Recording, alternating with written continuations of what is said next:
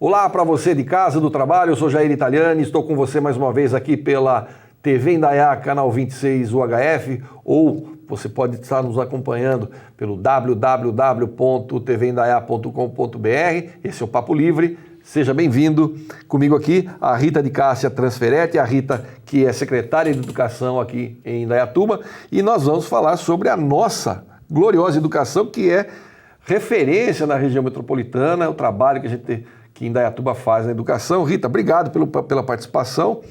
Vamos começar falando do primeiro encontro de educadores. Exatamente. O primeiro encontro de educadores aconteceu agora dia 20 e 21 de julho, não é? Foi a primeira vez que nós reunimos no encontro todos os professores. Então, no dia 20, nós tivemos 1000 professores participando de uma palestra com o Léo Freiman. E o interessante desse encontro foi que nós construímos esse encontro com a participação dos professores. Então, durante um período, nosso núcleo de formação, que hoje nós temos um setor novo na secretaria, responsável pela formação, não só dos professores, mas de todos os profissionais da educação, não é? Então, a gente tem, nós acreditamos muito que é fundamental que o professor esteja em formação constante.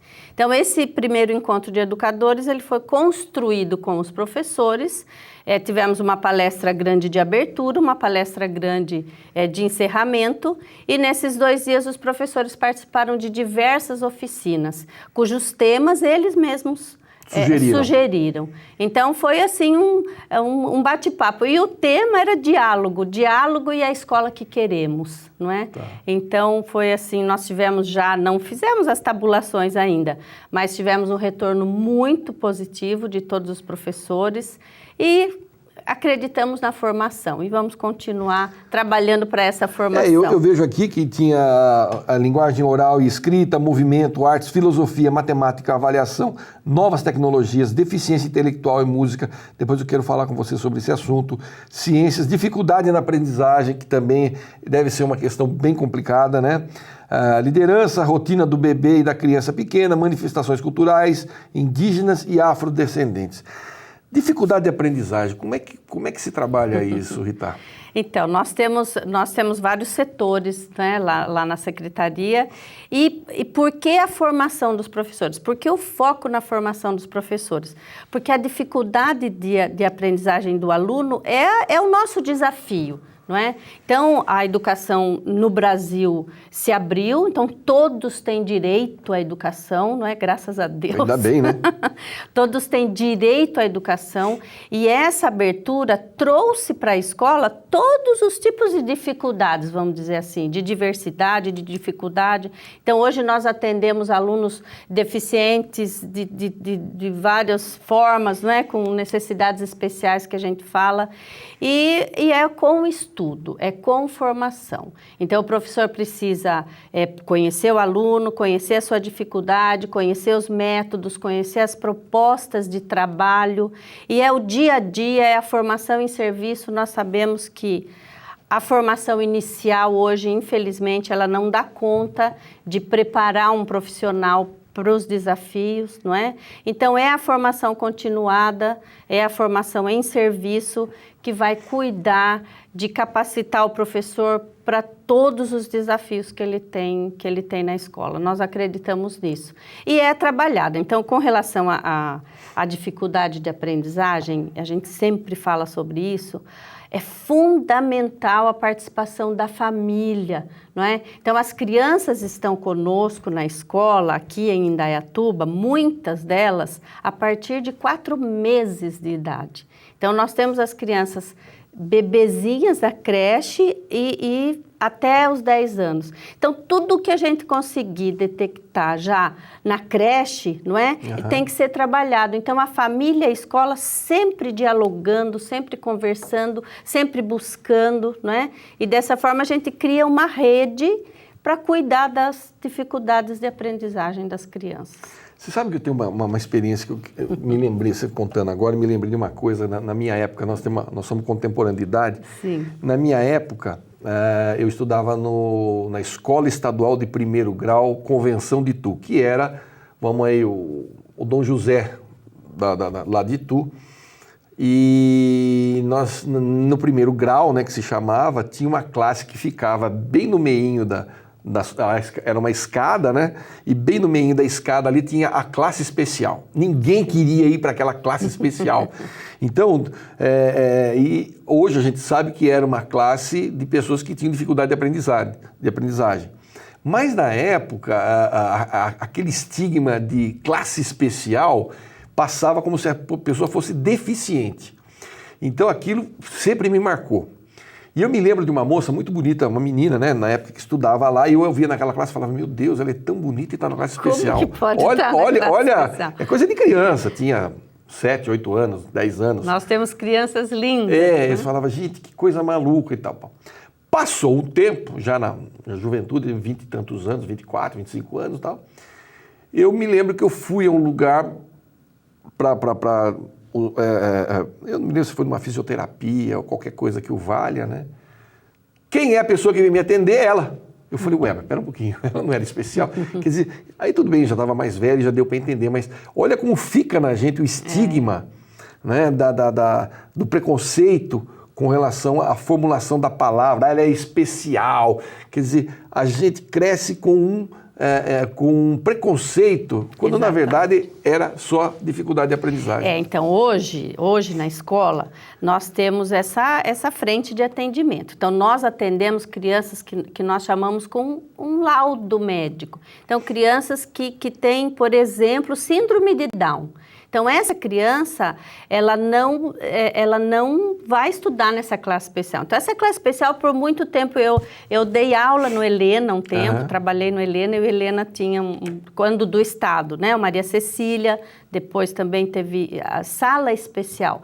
Hoje, nós estamos diminuindo muito, muito. Nós temos em Indaiatuba, acho que 2, se não me falha a memória, 2 salas que a gente chama sala exclusiva, que só atende as crianças que ainda não conseguem participar de uma sala regular. Não é? Então, só 2, mas todas as outras, nós temos crianças com vários tipos de necessidades especiais que têm aula normalmente na sala regular. E no contraturno, ela faz a sala de apoio, daí com professor especialista, não é? Com equipamento diferenciado, com treinamento diferenciado. Então, nosso maior objetivo aqui em Indaiatuba e também a linha da educação no país, no Brasil, é cada vez mais termos essas crianças juntas, porque é uma riqueza você ter uma criança que te desafie também, não é? Eu acho que nós temos que aprender a trabalhar com ela. E o professor, às vezes o professor diz, mas eu não estou preparado e tal. Mas aquele professor que se dispõe a trabalhar com essa criança, que desafia o seu trabalho todo dia, com certeza ele aprende muito, não é? Mas na rede nós temos os professores de sala regular que atendem essas crianças e os professores especialistas que atendem no contraturno. E no Padre Joaquim é uma escola que tem a sala especial que atende crianças que ainda não conseguem ser inseridas no contexto normal. No contexto normal, não é? Mas esse trabalho é muito bonito na rede. É muito interessante. Bonito. Quando eu abri o programa falando da referência da educação em Indaiatuba, eu fiz essa ressalva até pelo seguinte. A Folha de São Paulo lançou uma reportagem, se não me falha a memória, semana passada, quando o Bolsa Família completou, acho que 20 anos, sei lá, coisa que o Vale também, 10 anos, não me lembro agora. Completou idade aí que agora me foge. Eu acho que 10 anos. Acho que 10 anos. Acho que 10 anos, né? 10 anos. E desde o primeiro dia, a Folha pegou 2 famílias, lá, se eu não me engano, em Pernambuco. E acompanhou essas 2 famílias desde então. Então, quando deu lá os 10 anos, foram ver as 2 famílias. A família A manteve as crianças na escola durante o período que elas recebiam o Bolsa Família e continuaram com as crianças na escola. Entrevistando essas crianças, a pessoa dizia, a menina dizia o seguinte, eu quero ser médica, o outro falava, eu vou ser advogado, morando no sertão de Pernambuco, que é um lugar inóspito quase. A outra família, a família B, só manteve os filhos na escola até enquanto tinha o Bolsa Família. terminou o programa, terminou a idade, eles não mandaram botar as crianças na roça. Mas aí fizeram uma avaliação dessa família A, o que elas aprenderam, onde elas estão, vamos dizer assim, na grade do aprendizado. E descobriu-se que a qualidade da educação deixou a desejar. Ou seja, a família fez o seu papel, não é? Mas o Estado deixou a desejar com relação à educação. Aí a gente fala assim, mas tudo bem, ela lá no Nordeste, mas é justamente para o Nordeste onde precisa mais de educação.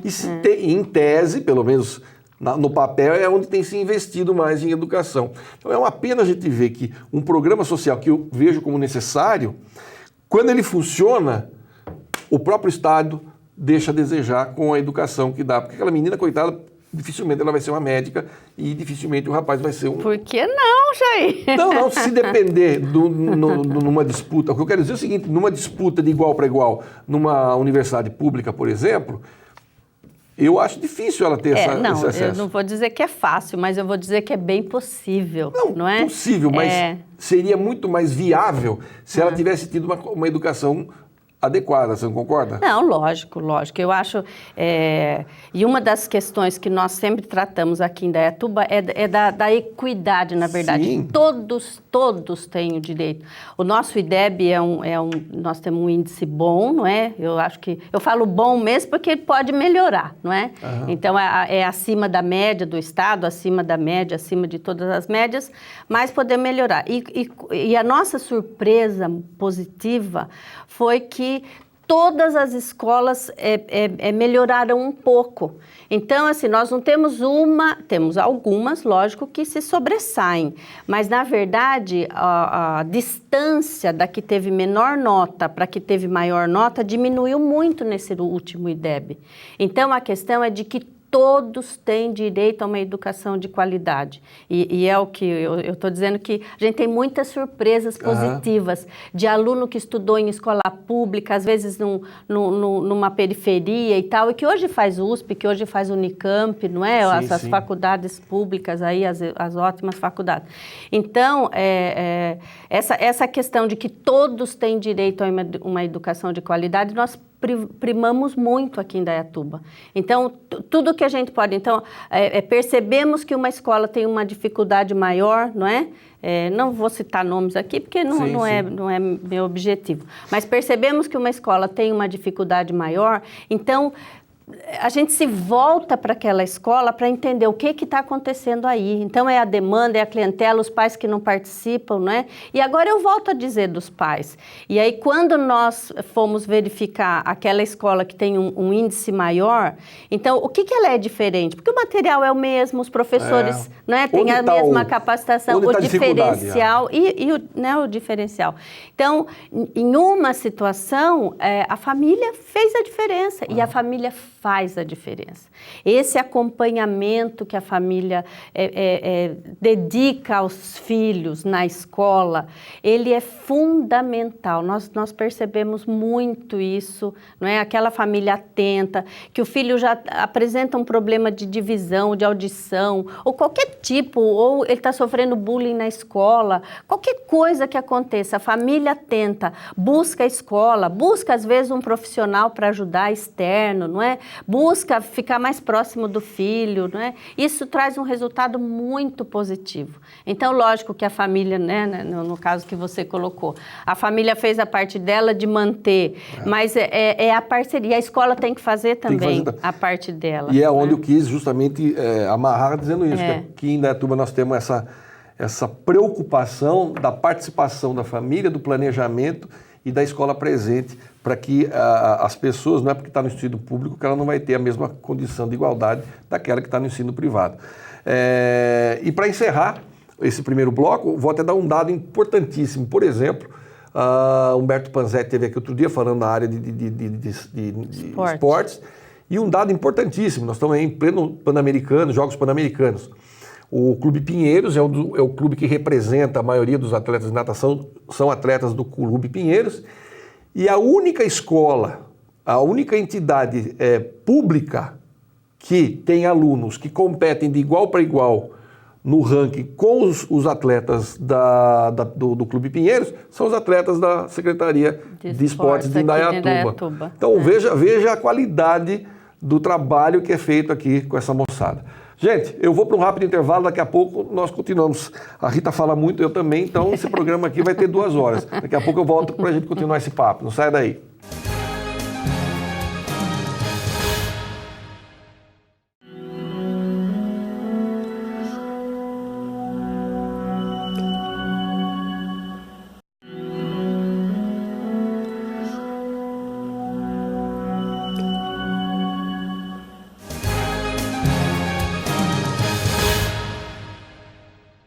Estamos de volta com o nosso Papo Livre de hoje. O papo é com a Rita de Cássia Transferetti, a Rita que é secretária de Educação. Nós estamos falando dessa área que é, vamos dizer assim, uma das áreas, um dos carros-chefe do governo municipal, que tem tido uma grande preocupação com a educação, tanto que nós estamos aí sendo referência para muitas outras prefeituras da forma como a educação é tratada aqui, com seriedade. Nós tivemos lá o primeiro encontro de educadores, tivemos um festival de dança da educação, que também foi dia 25 e 26, né? Isso. O Mágico de Oz. O Mágico de Oz, é. Esse festival é um festival muito, muito querido, porque às vezes, né, você obriga as pessoas a participarem. De certa forma, nós temos que ter um direcionamento, né? Mas esse festival nasceu. Ele aconteceu. Então, alguns professores se reuniram e montaram um festival. E as crianças adoram. E o Mágico de Oz foi o tema desse ano e foi maravilhoso. Acho que não teve quem não foi assistir que não gostou. Então, acontece nas escolas ou de período integral ou não, né? Porque nós temos 6 escolas de período integral, mas aí a maioria não. Que os professores prepararam e ensaiaram um festival de dança para incentivar os alunos para cultura, essa formação da criança, né? Eu acho que quando a criança é colocada numa situação de ensaio, de dedicação, de foco, não é? Tudo isso faz muito bem para ela e com certeza vai refletir também na aprendizagem, no desenvolvimento. São essas 7 escolas de ensino integral que tem o projeto do beisebol? Isso. 6, né? 6 escolas. Isso, são 6 escolas de período integral e nós começamos com a Laura Fal. Então, o beisebol, o projeto base, né? O beisebol chegou na rede, não é? O Nipo, o Massal, o Massal que está coordenando. O Massal que está coordenando. Então, nós abrimos espaço na rede municipal para o beisebol. E, assim, uma surpresa, não é? Porque, além do esporte, eu sempre falo isso porque é nisso que eu acredito muito. Além do esporte, a disciplina, não é? Os valores, o que esse esporte traz. Então, professores especializados, então nós tivemos aí vários professores ensinando os nossos professores como trabalhar o beisebol com as crianças. E as famílias participando, os pais. Então, é uma modalidade diferente, não é? Muito rica. E que nós abrimos, eu sempre falo, viu, Jair, que a minha maior preocupação é não atrapalhar, não é? Nós temos que criar possibilidades para que essas crianças se desenvolvam sempre, aprendam, e o beisebol tem sido muito importante para esse desenvolvimento. Legal. Também nós tivemos, agora, esse novo cardápio que está entrando nas escolas é para o 2º semestre? Já começamos. Já começou? Já começamos no finalzinho, isso. Alimentação escolar, não é? Que agora não pode mais falar merenda, viu? Agora é alimentação escolar. E assim, é um cuidado muito especial. Então, nós temos uma série de exigências até para prestarmos atenção. Então, prestarmos atenção no sódio, na gordura, nos produtos industrializados, não é? Sim. E aí, junto com a nossa nutricionista, Cláudia, não é? Elaborou um cardápio mais rico, que atenda a legislação e que atenda os alunos também. Uhum. Então, uma das mudanças é o macarrão com sardinha. Por quê? Porque tem que ter peixe, não é? Então, uma diretora falou, Rita, só o macarrão com sardinha. Eu falei, mas calma que eles vão, né? Não que não estava gostoso, mas que às vezes as crianças... mas eu acho que também é função da escola possibilitar que as crianças experimentem o que às vezes na casa ela não experimenta. Então, muitas mães, eu outro dia encontrei, até falei isso na rádio, uma mãe, eu me encontrei com uma mãe, ela, a senhora que é a Rita, tal, olha, eu quero te dar um abraço, porque o meu filho comeu repolho na escola hoje, sabe? Então, eu achei muito interessante e é isso, uma merenda diferente, uma merenda que prioriza a alimentação, almoço, não é? Então tem arroz, feijão, carne, salada. Então nós estamos deixando um pouquinho o lanche de lado, não é? E estamos... refeição mesmo. Refeição. Lógico que é todo um processo de adaptação também, ver o que aceita mais, o que aceita menos, mas... com menos sódio, com menos gordura, com menos produto industrializado, né? E a gente acredita que tudo faz parte, não é? Nós temos que ter professor bem preparado, nós temos que ter escola, nós temos que ter computador, nós temos que ter merenda. Então, é isso que em Indaiatuba é diferente, não é? Porque nós pensamos em tudo e o nosso prefeito é muito atento a tudo isso. Então, se alguma coisa está faltando, Rita, precisa ver isso. Rita, e o transporte, como é que está? Outra coisa interessante que aconteceu esse ano também, que a gente falou pouco, é o transporte dos alunos com necessidades especiais. Legal. Né? Então, nós também incluímos os alunos, todos, a gente já fazia, mas antes, por exemplo, a PAI era responsável pelo transporte das crianças da PAI, o Sirva do Sirva, e hoje é a prefeitura que faz, através de um contrato, não é? Nós aqui transportamos todas essas crianças, e aí com treinamento para os motoristas, com treinamento para os acompanhantes, não é? Então, a gente precisa melhorar sempre, não é, Jair? Eu acho que é um desafio grande, mas o caminho é esse. Eu sei também que uma das grandes preocupações de vocês lá é com o EJA, que vocês têm um carinho mais do que especial, que é a educação de jovens e adultos, é isso? Isso. E vocês têm uma grande tarefa pela frente, que é matricular esse pessoal. Exatamente. Então, a EJA, nós atendemos os adultos, então, as pessoas com mais de 15 anos que ainda não sabem ler e escrever. Então, o nosso foco é a alfabetização. Então, se alguém conhecer, não é, alguém que não saiba ler e escrever ainda, encaminhe para uma escola. Encaminhe para uma escola que a escola vai saber orientar. Então, hoje nós temos EJA no Leonel, que é uma escola na Morada do Sol. Então, nós temos na Zona Sul, né, lá no Leonel, e no Áurea, que é atrás ali do Shopping Jaraguá, né, o Áurea aqui mais central. Então, nós temos esses dois polos de EJA, e o nosso objetivo é que não tenhamos nenhum indaiatubano, nenhuma pessoa que mora em Indaiatuba com mais de 15 anos que não saiba ler e escrever. Isso é um desafio grande que a gente vem lutando muito, porque... E pense, uma pessoa que não sabe ler e escrever, não é? Aliás, o Globo Repórter, se não me engano, dessa semana ou da semana passada, fez acho que foi o Globo Repórter, a vida de uma pessoa que não sabe ler nem escrever. Quer dizer, é uma loucura. Eu sei porque minha avó era analfabeta e era um perereco, coitada. Ela apanhava, tanto que era meu avô que tinha que fazer tudo. Depois que meu avô morreu, ela ficou totalmente perdidinha. Agora, nós conversamos sobre isso no intervalo e é uma coisa que me chama a atenção, e eu acho que o telespectador tem essa mesma curiosidade. Até um tempo atrás, quem não sabia ler e escrever geralmente eram pessoas que vinham da área rural, que vinham do sítio, que vinham das fazendas, que realmente tinha dificuldade, a família precisava botar todo mundo para trabalhar. Eu acabei de citar esse exemplo lá da experiência de Pernambuco, né? Quem é que é a pessoa, quem é o cliente do EJA hoje que não sabe ler e escrever com mais de 15 anos? Então, nós temos sim esse perfil que você colocou. Pessoas que na época da escola precisavam trabalhar, precisavam ajudar a família de alguma forma. E aí, eu sempre falo que a escola os expulsou.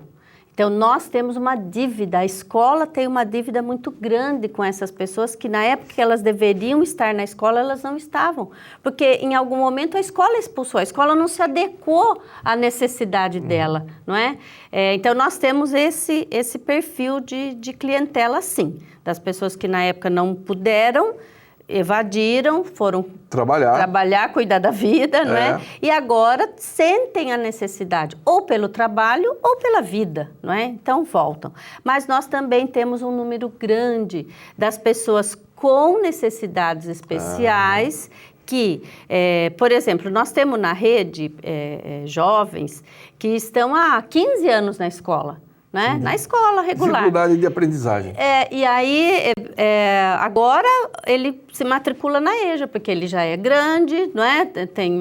E nós estamos lá nos preparando cada vez melhor para atender essa nova demanda da EJA, não é? Que são os jovens com necessidades especiais, que já fizeram um tempo grande de escola regular e agora estão frequentando a EJA. Então, nós temos esses dois grupos, vamos dizer, não é? As pessoas. E temos também os jovenzinhos, assim, de 17 anos, que fugiram da escola mesmo. Esse é aquela famosa fugiu da escola. Esse fugiu mesmo da escola, não é? E aí agora ele precisa voltar para a escola. Mas não temos muito na alfabetização, nós temos muito na EJA do ciclo 2, que eu falo, né? Então aí é o Estado, aí não é a prefeitura, é o Estado. Eu sei porque eu conheço um pouquinho do Estado também. Mas aí é esse jovem fujão aí que ele volta agora.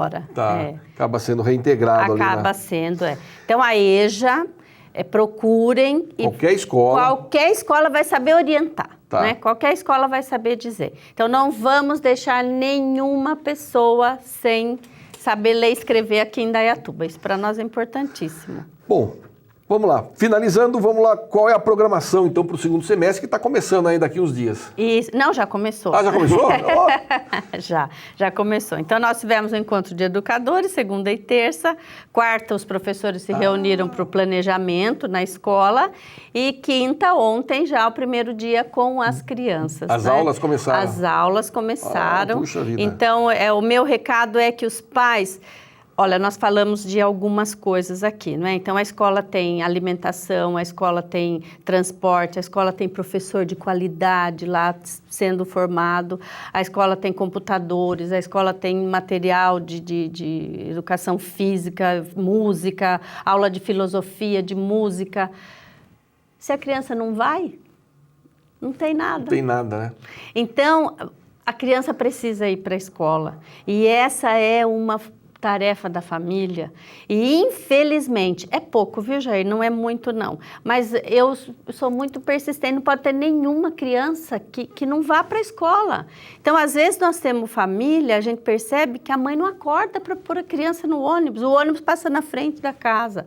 Então, assim, nós precisamos que as crianças não faltem às aulas. E quando eu falo que as crianças não faltem às aulas, eu estou falando até daquela de 3 anos da creche.